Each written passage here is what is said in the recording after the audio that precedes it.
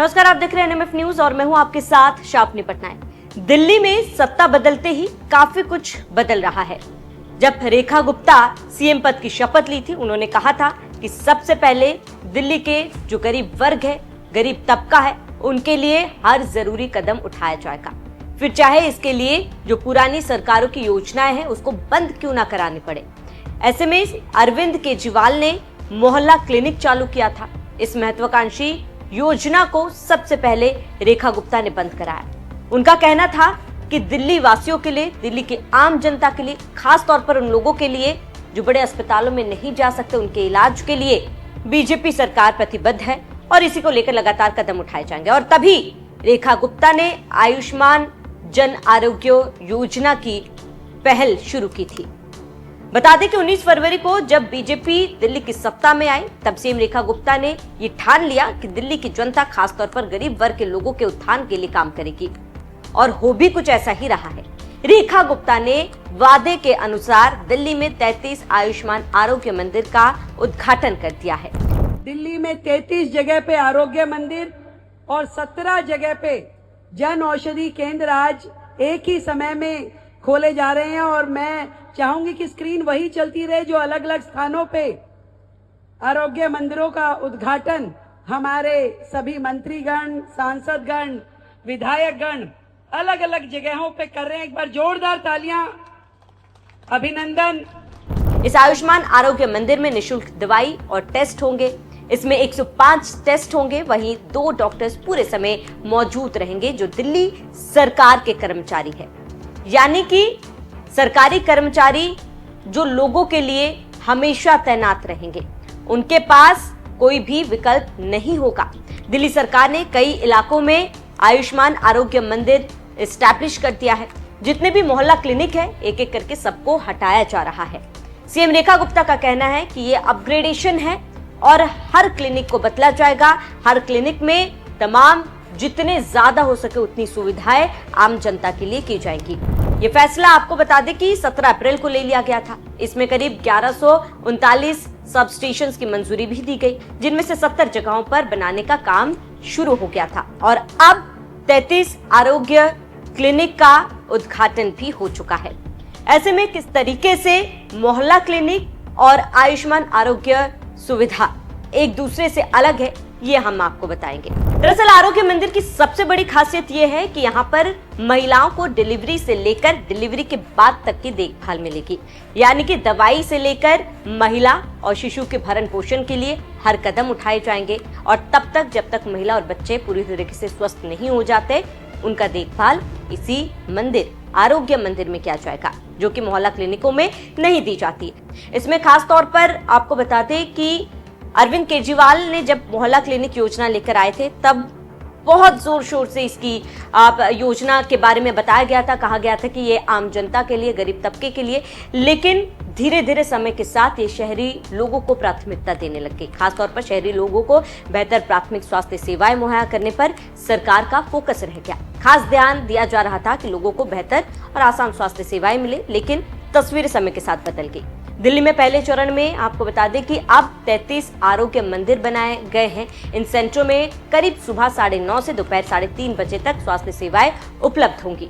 अब आरोग्य मंदिर में क्या अलग है, क्या सुविधाएं मिलेंगी, वो आपको बताते हैं। 5 तरह के कैंसर की स्क्रीनिंग हो सकती है। गर्भवती महिलाओं के लिए डिलीवरी से लेकर बाद तक की देखभाल और सुविधा होगी। बच्चों के लिए 12 तरह के टीकाकरण की सुविधा होगी। 105 दवाओं और 14 तरह की जांच की सुविधा होगी।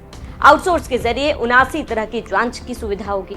8 तरह के ब्लड टेस्ट की सुविधा होगी। डायबिटीज और हाइपरटेंशन के टेस्ट की सुविधा। पूरी तरह से निशुल्क दवाएं लोगों को मिलेंगी। हफ्ते में 2 दिन योग की कक्षाएं होंगी। और अब बात कर लेते हैं मोहल्ला क्लिनिक में मिलने वाली सुविधाएं। मोहल्ला क्लिनिकों में सर्दी, बुखार, खांसी और फ्लू का इलाज होता है। बच्चों और बड़ों के लिए जरूरी टीकाकरण की सुविधा मिलती है। मरीजों को मुफ्त मेडिकल कंसल्टेशन और जरूरी दवाएं भी मिलती है। शुगर जैसे बेसिक टेस्ट होते हैं यहाँ पर। प्रेग्नेंट महिलाओं की शुरुआती जांच और देखभाल की सुविधा मिलती है। प्रेग्नेंट महिलाओं की डिलीवरी की सुविधा यहाँ पर नहीं मिलती है। मेंटल हेल्थ से जुड़ी समस्याओं के लिए कंसल्टेशन और जरूरी दवाएं उपलब्ध है। फैमिली प्लानिंग काउंसिल की भी सुविधा है। अगर हम बात कर लें कि आरोग्य मंदिर में फैमिली काउंसलिंग को लेकर भी यहां पर सुविधा मिल सकती है। खास बात यह है कि यहां पर करीब 14 तरह के टेस्ट किए जाएंगे जो बिल्कुल मुफ्त होंगे। इनकी रिपोर्ट सिर्फ 30 मिनट के भीतर मरीजों को मिल जाएगी। यानी कि जिस तरीके से लोगों को टेस्ट के लिए इंतजार करना पड़ता था, टेस्ट रिपोर्ट के लिए इंतजार करना पड़ता था, वो अब नहीं होगा। यहाँ पर फैमिली प्लानिंग को लेकर भी लोगों को जागरूक किया जाएगा और लोगों को समझाया जाएगा। इसके साथ ही आउटसोर्स के जरिए आरोग्य मंदिर में 79 तरह की जांच मुफ्त की जाएंगी। इतना ही नहीं, फैमिली प्लानिंग काउंसलिंग की सुविधा लोगों तक पहुंचाई जाएगी और योग को लेकर भी खास फोकस रहेगा। हफ्ते में 2 दिन लोगों को योग की कक्षाएं मिलेंगी। ऐसे में इन तमाम सुविधाओं के साथ दिल्ली की सीएम रेखा गुप्ता लोगों के समक्ष आई हैं। करीब 33 आरोग्य मंदिरों का आज उद्घाटन हो चुका है। तो बीजेपी जो वादा करती है वो करके भी दिखाती है, वो पूरा करके दिखाती है।